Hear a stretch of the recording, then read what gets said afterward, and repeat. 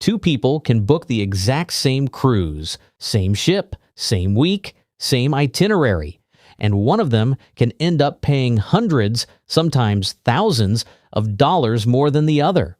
That's not a glitch. That's not bad luck. That's how cruise pricing is designed to work. The good news? There are legitimate ways to pay significantly less before booking, after booking, and even once you're already sailing. So today we'll cover the booking strategies, cabin choices, discounts, and hidden savings that can dramatically reduce the cost of your next cruise. Let's start with one of the easiest ways to save. Number 1. Flexible dates. The cheapest cruise is often the exact same cruise on a different week. Cruise pricing follows demand. When families are traveling during school vacations, holidays, and peak summer months, fares tend to climb. When demand softens, prices often become far more attractive. That's why experienced travelers often look beyond the most popular sailing dates. Shoulder season departures and quieter travel periods can offer significant savings compared to peak season cruises, while also placing you on ships that are often less crowded. Alaska sailings in late spring or early fall are a good example. Caribbean departures outside major holiday periods can offer similar advantages. In many cases, you're paying less for the same ship, itinerary, and overall experience. The financial benefit isn't the only advantage. Cruises during lower demand periods often sail with fewer passengers, which can mean shorter lines, easier reservations, and a more comfortable atmosphere throughout the voyage. If your schedule allows flexibility, even by a few weeks, that flexibility can translate into meaningful savings while often delivering a more enjoyable overall cruise experience. Number 2. When to book. One of the biggest myths in cruising is that there's a perfect time to book. There isn't. In reality, the best booking strategy depends on whether you're planning the trip or chasing the deal. Booking early works best when you have a specific ship, itinerary, cabin type, or travel dates in mind. Cruise lines release sailings up to 18 months in advance, and that's often when you'll find the widest cabin selection and some of the most attractive introductory pricing. If you're hoping for a particular balcony, deck location, or connecting cabins for family members, waiting can be expensive because the most desirable cabins often disappear long before a sailing sells out. Early booking becomes even more important on high-demand departures. Holiday cruises, peak season Alaska sailings, and popular European itineraries can sell out months in advance.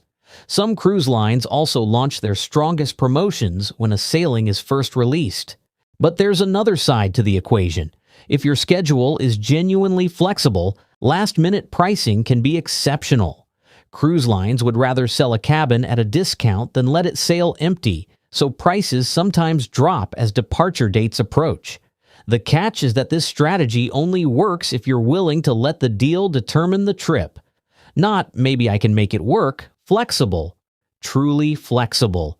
If you're retired, self-employed, or have freedom in your schedule, last-minute deals can put you on sailings that cost far more just a few months earlier. Most travelers end up in the least advantageous position, too late for the best cabins, but not flexible enough to take advantage of last-minute discounts. The mistake isn't booking early or booking late. It's using the wrong strategy for your situation and paying more than you need to. Number 3. Hidden booking discounts. Most people go straight to the cruise line's website when they're ready to book. It's convenient, and sometimes it's perfectly fine. But it isn't always the smartest option. Cruise-focused travel agents often have access to group rates, reserved cabin inventory, and promotions that aren't widely advertised.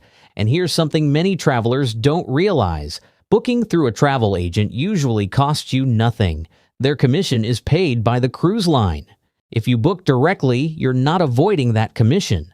The cruise line simply keeps it. A good cruise specialist can also monitor price drops, handle itinerary changes, resolve booking issues, and sometimes secure prepaid gratuities, specialty dining packages, or other perks. In many cases, the cruise fare is identical to booking directly, but the overall value is better. Before booking, it's also worth checking whether you qualify for military, senior, resident, educator, healthcare worker, or first responder discounts. Not every cruise line offers them, but when available, the savings can be surprisingly worthwhile. There's another strategy experienced cruisers use. If you've already chosen a specific ship, Icon of the Seas, Norwegian Prima, or any other, search Facebook for that ship's name. Many ships have active communities that include travel agents with access to group rate inventory. In some cases, those fares can be 20 to 30% lower than publicly available pricing. Even when the fare is the same, agents may include onboard credits or other incentives that increase the value of the booking. Of course, not every travel agent is worth using. Spend a few minutes checking reviews and make sure you're working with someone who specializes in cruises. The right agent can save you money, but just as importantly, they can save you time and frustration when problems arise. Number 4, compare before booking. If you prefer to do your own research, cruise-specific search tools can scan sailings across multiple cruise lines at the same time, and they're still surprisingly underused. There are several available today, sites like Cruise Direct, Cruise Plum, and others that allow you to compare sailings across multiple cruise lines from a single dashboard. Instead of visiting 6 different cruise line websites and trying to remember which fare you saw where, these tools let you filter by destination, date range, departure port, ship, price, and cabin type in one place. That makes it much easier to spot sailings that actually fit your budget instead of falling in love with one cruise and then trying to justify the price. This matters because cruise pricing can change quickly. A sailing that's attractively priced today may look very different a few days later, especially if demand increases or a popular cabin category starts selling out. If you're only checking occasionally, it's easy to miss opportunities. Some tools also let you set alerts, so instead of hunting every day, you're notified when a sailing you're watching changes price. For independent travelers, that can be the difference between finding a real deal and realizing too late that one was there yesterday. Number 5, cabin savings. There's a persistent idea in cruise culture that a real cruise experience requires a balcony cabin. That idea is also costing people a lot of money. Interior cabins are the least expensive option on any ship. They may not have windows, but for travelers who spend most of their day exploring the ship or visiting ports, they can be the smartest value. Some cruisers even prefer them because the complete darkness makes sleeping easier. One step up, ocean view cabins provide a window or porthole without the cost of a balcony. They typically run about 10 to 15% more than interior rooms and can be a good middle ground for travelers who want natural light without a major price increase. Balcony cabins are the most popular category for a reason. Having a private outdoor space can add a lot to the experience, especially on longer sailings or itineraries with multiple sea days. On shorter cruises, where you're rarely in the cabin, the extra cost may be harder to justify. Suites sit in a category of their own. They offer more space, premium amenities, priority services, and often perks such as exclusive dining, Wi-Fi, or beverage packages. The trade-off is price, which can easily be 2 or 3 times higher than a standard balcony cabin. The best cabin isn't necessarily the most expensive one. It's the one that matches how you'll actually use it. And if you do want a better cabin without paying full price up front, there's another option worth knowing about. Number 6, upgrade deals.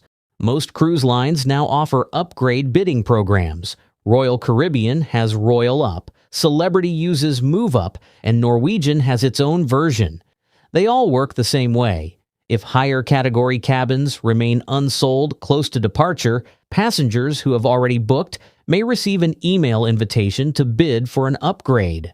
You're essentially telling the cruise line, I won't pay the full retail difference, but I'll pay a certain amount for the chance to move into a better cabin. When it works, you can upgrade to a balcony or even a suite for far less than the standard upgrade price. If your bid isn't accepted, you simply keep the cabin you originally booked. There are a few things to understand before bidding.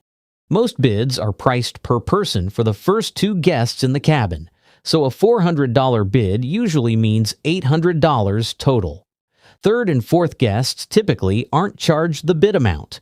Also, depending on the cruise line, suite perks such as concierge access, specialty dining credits, or drink packages may or may not transfer with the upgrade, so always check the details carefully. Before submitting a bid, compare it with the current selling price of that cabin category. Sometimes the difference between the bid and the retail upgrade cost is smaller than it appears. Upgrade programs can be a smart way to enjoy a better cabin without paying full price up front. Sometimes you'll win, sometimes you won't. Just make sure you're bidding an amount you genuinely be comfortable paying. Number 7. Post-booking savings. Most travelers think the money-saving part of cruise planning ends the moment they pay their deposit. In reality, some of the biggest savings opportunities can appear after you've already booked. Cruise fares continue to move based on demand, inventory, and ongoing promotions. On many major cruise lines, if the price drops before your final payment date, you may be able to request a fare adjustment. Depending on the cruise line, that could mean a lower cruise fare or the difference returned as onboard credit. That's why many experienced cruisers continue monitoring their reservation after booking. Some even leave a small balance outstanding until final payment is due, because once the booking is fully paid, opportunities for repricing often disappear. Price drops aren't the only thing worth watching. Cruise lines regularly launch new promotions after bookings have already been made. One of the most valuable for families is the familiar Kids Sail Free promotion, where children sharing a cabin with paying adults can sail at a reduced fare, or, in some cases, without paying the cruise fare at all. If your cruise line allows repricing before final payment, a promotion that appears after you've already booked may still be applied to your reservation, potentially saving hundreds of dollars. Another valuable perk is onboard credit. Think of it as prepaid spending money attached to your booking. These credits may come from cruise line promotions or from travel agents who include them as part of a booking offer. Depending on the promotion, they can be used for drinks, specialty dining, spa treatments, shore excursions, casino spending, and other onboard purchases. The smartest cruisers don't stop paying attention after booking. They periodically check for lower fares, new promotions, and added incentives. Sometimes the biggest savings happen after you book. Number 8. Cruise packages. If you're flying to your departure port and need a hotel before embarkation, you'll probably come across cruise packages that bundle everything together. Depending on the sailing, these packages can sometimes reduce the overall cost of the trip. The trade-off is flexibility. When you book the components yourself, you decide which airline to fly, when to depart, where to stay, and how your travel schedule is structured. With a bundled package, many of those decisions are handled for you by the cruise line. For some travelers, that's perfectly acceptable. If your primary goal is keeping costs down and simplifying the planning process, a package deal may be worth considering. For others, having control over flights, hotels, and travel timing is more important than the potential savings. Neither approach is automatically right or wrong. The key is understanding what you're giving up in exchange for the discount. Sometimes the package is genuinely cheaper, sometimes it isn't. Compare the total cost before making the decision. Number 9. Bring it from home. Some of the easiest cruise savings come from small decisions that add up surprisingly fast. Many cruise lines allow guests to bring limited beverages at embarkation, often a bottle of wine or champagne for adults and a limited amount of non-alcoholic drinks, such as soda or bottled water. The rules vary by cruise line, so check your specific policy before you pack anything. But when it is allowed, bringing permitted drinks from home can save money before your cruise has even started. Packing works the same way. A lot of cruisers bring far more clothing than they actually use, then pay airline baggage fees for the privilege of dragging half their closet through the airport. Many ships offer laundry service, and some even have self-service laundry. So one mid-cruise clothing refresh can be cheaper than paying for an extra checked bag. The same logic applies to port gear. If you snorkel or do water activities, bringing your own equipment can pay for itself after just a couple of uses. It usually fits better, the quality is often better, and you are not sharing a mouthpiece with strangers, which is always a charming little nightmare. The principle is simple. Every dollar you spend on something you could have reasonably brought from home is a dollar you are not spending on an experience you will actually remember. Number 10. Gratuities and excursions. Both can add hundreds of dollars to the cost of a cruise if you don't plan for them. Gratuities are usually charged as a daily amount per person, and on many cruise lines you can prepay them before you sail. That does two useful things. First, it keeps that charge from showing up as a surprise at the end of the trip. Second, if gratuity rates increase before you're sailing, prepaying may let you lock in the earlier rate. Removing gratuities to save money isn't generally recommended. Many of the crew members who make a cruise possible work behind the scenes, and budgeting for them early can help avoid surprises later. Excursions are the other big one. Booking through the cruise line is convenient, and for some travelers, that peace of mind is worth paying for. But third-party tours can often be cheaper, smaller, and sometimes better organized than the large cruise line groups. The trade-off is responsibility. You need to choose reputable operators, check reviews, understand how far the tour is from port, and look for companies that offer a return-to-ship guarantee. Even then, it's smart to leave a serious buffer before all aboard time. The mistake is treating gratuities and excursions as afterthoughts. Decide them before you sail, and your final bill becomes a lot less dangerous.